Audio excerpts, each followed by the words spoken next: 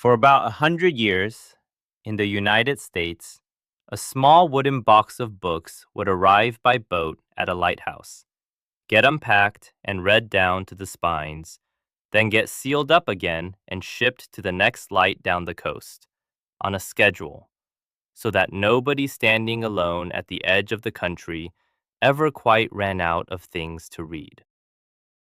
All right, let me walk you through these one box at a time, because it starts as a tidy little piece of government housekeeping and turns into something I keep turning over at night. Number 17, the box itself. The U.S. Lighthouse Board started sending these out around 1876, and they weren't a pile of loose books. They were a built thing. A portable wooden case about waist high with a hinged front that swung open into a little bookcase, shelves already inside. Roughly 40 or 50 volumes. You didn't unpack a library at your station.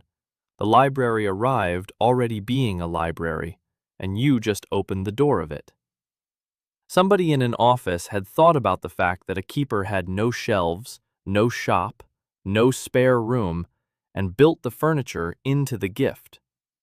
The whole case was made to take a beating, hauled up rocks, dropped on a wet deck, and still open clean. The care is in the hinges. My read is the box is the whole story in miniature. A stranger you'll never meet, deciding in advance exactly what you'd lack, and solving it before you knew to ask. Number 16, the number painted on the side. Each case carried a number, stenciled on, because the boxes didn't belong to a place, they belonged to a circuit. A keeper kept a case for a few months, read through it, and when the tender came round, the box went back aboard and traveled on to the next station, and a different numbered box came off in its place. So the books were always moving. You didn't own them. You borrowed them from a slow river of crates that flowed up and down the coastline forever, never stopping at any one rock for long. My guess is that's why the number mattered more than the title. It was the only fixed thing in a library that never sat still. You could grow attached to box 23 the way another person grows attached to a season, knowing the whole time it was already on its way out the door. Number 15. Who decided what went in? The contents weren't random. And they weren't only Bibles, though there were plenty of those. The board put in history, travel, poetry, novels, books on science and the sea, magazines, the odd almanac, balancing something improving with something a tired person at the end of a shift would actually want to read. There's a quiet judgment baked in, that a man minding a lamp on a sandbar deserved Dickens, and not just sermons. They weren't curating for an institution. They were curating for one specific, lonely reader they'd never set eyes on. And that's harder than it sounds. You're guessing at a stranger's whole inner weather from a desk hundreds of miles away. What does a man on a reef in February want at 2 a.m? You can't know. You pack the box anyway, and you hope. Number 14. The size of the loneliness, it answered. Picture the job. A keeper, often with family, sometimes alone, posted to a tower on a reef the mainland reached maybe once every few weeks, weather permitting. No neighbors. The same horizon every morning. The light had to be tended through the night, every night, which meant broken sleep and long, empty hours. Some stations were so remote a keeper might go a whole winter without a single conversation that wasn't with his own family or himself. The board knew a bored, isolated mind is a mind that drifts, and a drifting keeper is a dark lamp, and a dark lamp is a wrecked ship. So the books weren't a perk. The books were maintenance on the human part of the machine. Number 13. The keepers who weren't men. Here's the thing that surprised me. A real number of these stations were run by women. wives who took over when a husband died on the job, daughters who'd grown up climbing the stairs, a few appointed outright in their own name. Ida Lewis, off Rhode Island, kept a light for decades and was famous in her own lifetime for rowing out into bad water after people who'd gone overboard. The boxes came to her too. They came to women minding a lamp through a gale with kids asleep below, to widows who'd buried the previous keeper and just kept the light burning 'cause somebody had to. Whoever was at the desk packing those crates wasn't picturing a face. They were picturing a post and trusting that whoever stood at it deserved a book by their elbow. My read is that's a kinder way to imagine a stranger than most systems manage, by the spot they're holding, not by who you assume they are. Number 12. The clockwork that ate the night. Here's a thing people forget about an old lighthouse. The great lens up top didn't just glow, it turned. And it turned because of a weight on a chain, like a grandfather clock the size of a tower. The lens itself floated, in a lot of stations, on a bath of liquid mercury, so it could spin smooth and slow on almost no friction. And that weight ran down. Somewhere in the dark, every few hours, the keeper had to climb the stairs and wind it back up, or the beam would slow and stop being a signal. So his night wasn't one long shift. It was chopped into pieces by a machine that demanded him on a schedule, over and over, till dawn. You don't sleep through a night like that. You doze in the gaps, you get up, you wind the weight, you come back down. And in the leftover minutes between windings, with the house asleep, you read. The book filled the exact hole the clockwork carved out of his rest. Number 11. The Reading Itself by the Wrong Light. A keeper reading one of these books at night was reading by the spare light of the very thing he was guarding, a lantern, the low glow of an oil flame. 'Cause the great beam up top was for the ships, not for him. So you've got a man at the base of a tower throwing all his light outward across the water for strangers he'll never see, and keeping just enough back to follow a sentence on a page. Most of the brightness in his life was aimed at people who didn't know he existed. He read in the leftovers of it. I don't think he'd have called that sad, but I can't read it any other way without it getting to me a little. Number 10. The Marginal Notes Left Behind. The boxes moved, which means the same book passed through dozens of hands over years. And keepers being human, some wrote in the margins. A name, a date, an argument with the author, a remark about the weather the day they finished it. So a man on the coast of Maine might open a book and find, penciled in the back, the handwriting of a keeper in Oregon he'd never meet, who'd held that exact volume 2 stations and 3 years ago. The book became a slow conversation between people who never overlapped in time or space. My read is that's one of the only ways isolation ever talks to isolation. Not directly, but through a thing they both happened to hold and both happened to mark. Number 9. The Children Who Read Down the Boxes. Keepers had families, and lighthouse kids grew up on those circulating crates, sometimes with no other schooling for miles. There are accounts of children who learned to read off the rotating library, who read every book in a box twice before the tender came to swap it, who waited for the supply ship the way other kids waited for anything good. A whole education arriving and departing by sea, on a timetable set by tides and the board's budget. Their library wasn't a building you walked into. It was a thing that came and went, and you read it fast because you knew it was leaving. I'd bet that teaches you something about books that a child with a full shelf never quite learns. Number 8. The Scale Nobody Pictures. This wasn't a handful of boxes. At its height, the system ran hundreds of these traveling libraries.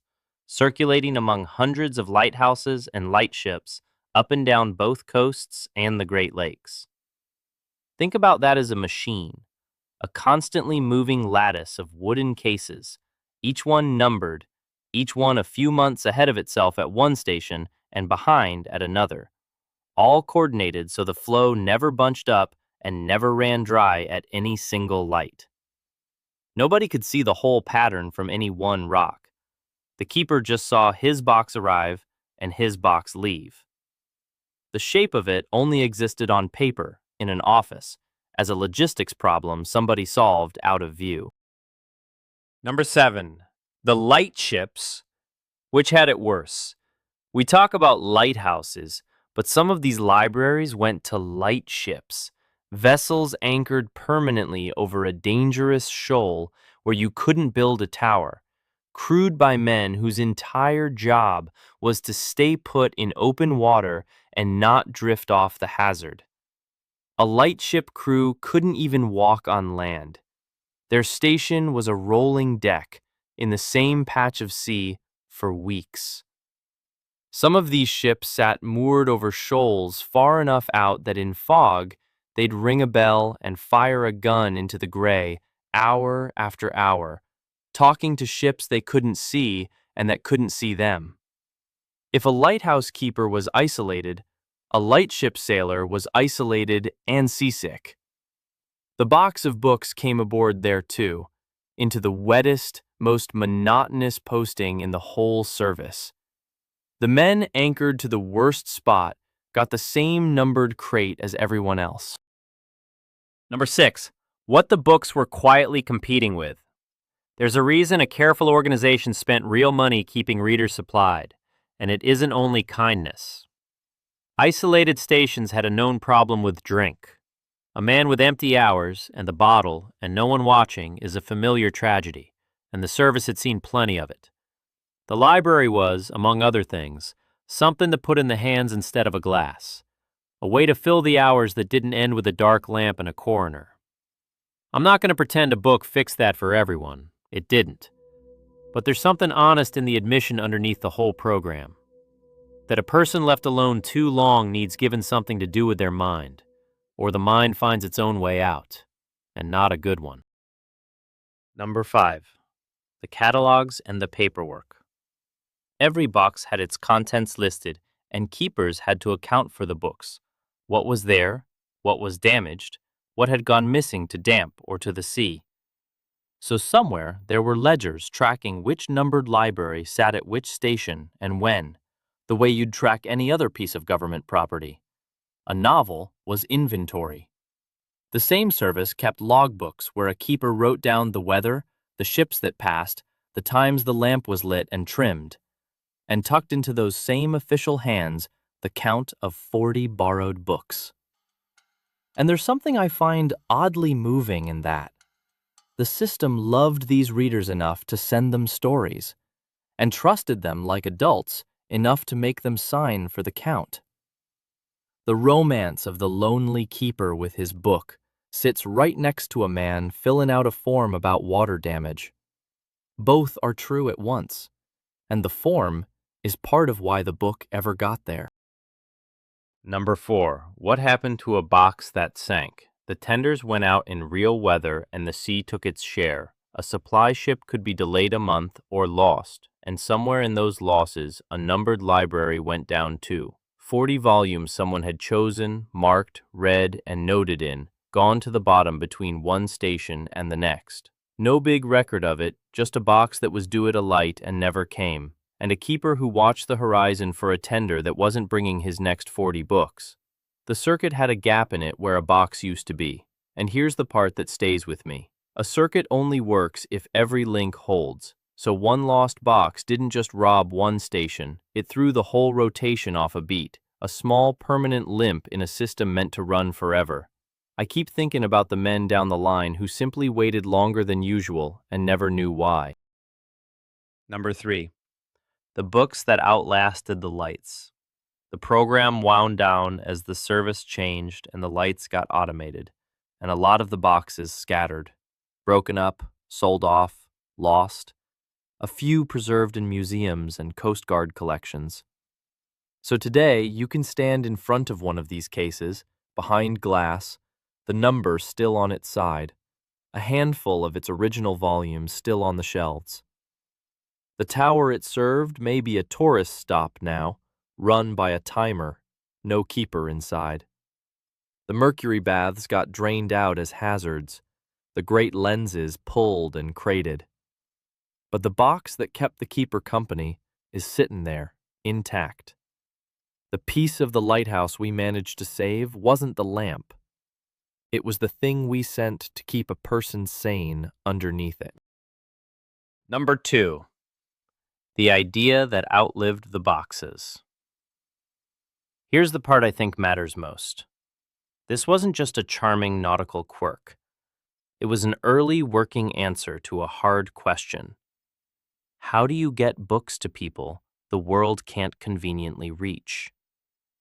And that same idea, books that travel to readers instead of readers travel into books, runs straight through to the horseback librarians who rode into the Kentucky hills during the Depression, hauling saddlebags of books up creek beds to families who'd never seen a library, to the bookmobiles that pulled up on rural corners, the boats that still carry books to island villages today. The numbered lighthouse crate is one of the first clean versions of a belief we never quite let go of, that being far away and hard to reach shouldn't mean being left in the dark. I think that belief is one of the better things we've built, quietly, without making a fuss about it. Number 1. The keeper opening the box. Picture the moment the whole machine was built around. The tender's been and gone. There's a fresh case at the base of the tower, a number on its side you don't recognize, and you swing the front open. 40 volumes you've never read, chosen for you by someone who'll never know if you like them, marked up by keepers you'll never meet, carried across miles of water that swallowed at least a few of these boxes whole. You don't know any of that history standing there. You just see new books. And for the next few months, on a rock at the edge of the country, alone with a lamp meant for other people, you are not as alone as the geography says you should be. Somebody reached you. They went to a lot of trouble too. So here's where I land. We picture the lighthouse as a thing that gives light away, outward, to strangers, all night, asking nothing back. And it is. But somebody looked at the person doing the giving and decided they shouldn't be left empty in the dark behind their own beam. So they sent a box. You stand on light like that all the time and never see the boxes someone sent to keep the people steady who hold it up. Anyway, that's where I'll set this one down. Thanks for staying through to the quiet part. The box, the margins, the man reading in the leftover light. That's the part I do this for. If you want to sit with the next strange thing when it drifts in, the button's right there. Just a guy, just thinking. I'll see you in the next one.